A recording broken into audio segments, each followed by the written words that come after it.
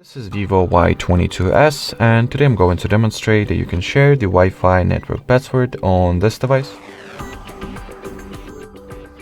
So to begin with, swipe downwards from the right part of your status bar. Then among the shortcuts, locate the tile that is responsible for the Wi-Fi. Touch and hold.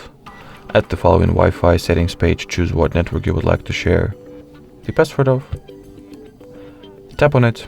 At the following network details page, tap on the share icon once again, and you'll get the section that will provide you not only with the actual password to the Wi-Fi network right over here, but also the QR code that can be further used, scanned, so to speak, and will allow you to automatically connect yourself to the chosen Wi-Fi network.